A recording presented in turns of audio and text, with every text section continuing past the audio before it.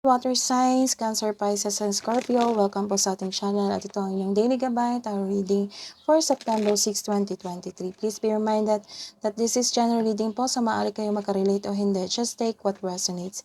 Gamitin ang reading na ito bilang gabay lamang. Balik po kayo dito bukas para sa ating daily gabay tarot reading for September 7. Please like, subscribe, and click bell button para updated po kayo sa daily tarot reading natin. Maraming salamat po.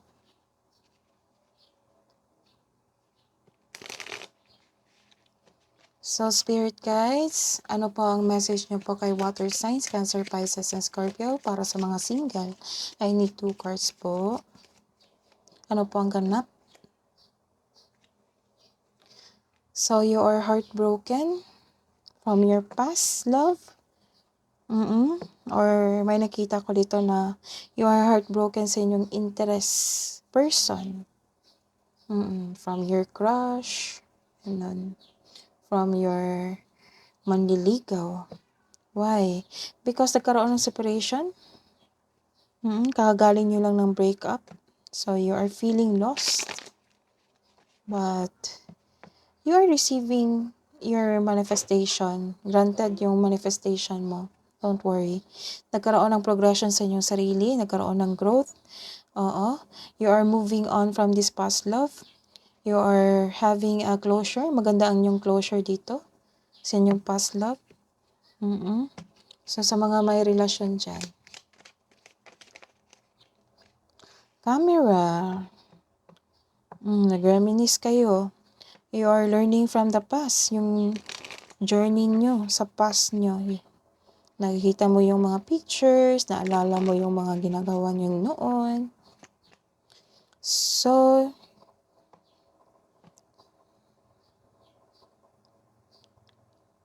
you are breaking up with your partner. Nagkaroon ng separation, nagkaroon ng cool off. Kasi sa paulit-ulit na pangyayari na hindi nabigyan ng magandang solusyon. Pasensya na po sa ingay. Some of you, nagkaroon ng silent treatment. You're decided to move on. So, some of you, iniwan mo yung partner nyo? Or iniwan ka na yung partner? Or baliktad man? So, let's see. Baka may improvement. Para sa mga single and relationship po.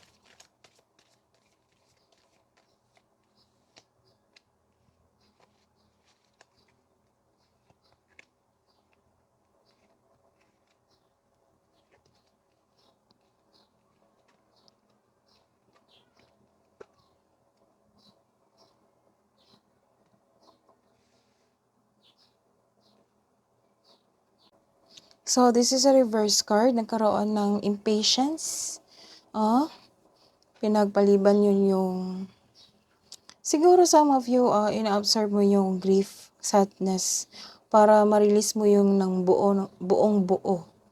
Para magkaroon, after that, magkaroon ng healing.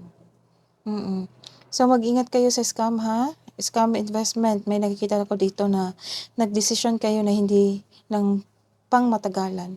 Naging impatient kayo, naging frustrated kayo. Dahil sa pangyayaring ito, heartbroken, yung past love mo or yung ka-date mo na nagkaroon ng walang oras sa'yo. So, this is a reverse card again. Nagkaroon ng disappointment. So, this is the second card. Nagkaroon ng disappointment. Confused ka. You're sad. So, you are releasing your emotions. Nagkaroon ng emptiness. After that, don't worry after that. Basta ma-express mo lang lahat yung sadness mo, magkakaroon niya ng healing. Listen to your intuition because it will guide you. It will guide you to the right path. May fertility issue din dito, so maagang check-up ang kailangan. Nagkaroon ng blockages, so connect to your intuition. Para hindi na kayo exhausted or disappointed. Stress na kayo. Nakikita ko dito, stress kayo. Nanghihinayang kasi nag-invest ka sa taong ito, nag-invest ka ng time, effort, malaki na yung investment mo kasi ngayon, yun lang, nawala siya or nagkaroon ng separation kayo. Because, nakikita ko dito nagkaroon ng separation. This is a good reason kasi nagkaroon kayo ng closure, magandang pag-uusap. So, let's see. Hingi tayo ng hidden message from your, from your past love, from your crush na nawala, karoon ng separation. I wonder if you are happy without me. Let's see. It might be you, it might be your your ka-date or your past love. I wonder if you are happy without me. Yan yung iniisip niya. So, this is a positive card. Pasensya na po sa ingay. This is a positive card. Nagkaroon ng successful and completion. Because you are decided to move on. Some of you, nagkaroon ng pagkakaayos na inyong relasyon. Nagkaroon lang ng cool off. Then, today is bumalik kayo. Nag-usap kayo ng masinsinan. So, may nakikita rin ako nag-celebrate ng mansari dito. So, walang hiwalayan na ganap.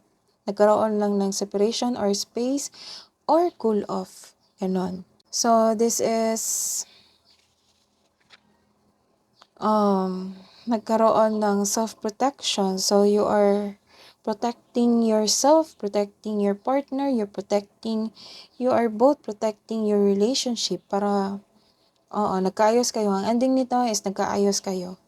Nag-build kayo ng strong foundation sa inyong relationship na nagkabalikan kayo, nag-usap kayo sa inyong problema, sa inyong hindi pagkakaunawaan.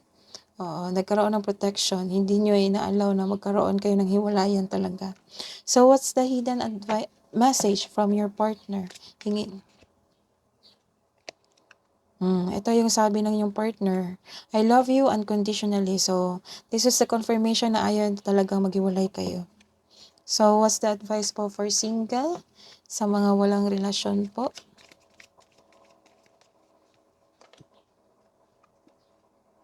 Your soul whispers love, your ego shouts fear. What's the message po? Love message for single? My beloved, though we may be physically apart, this is your past love message.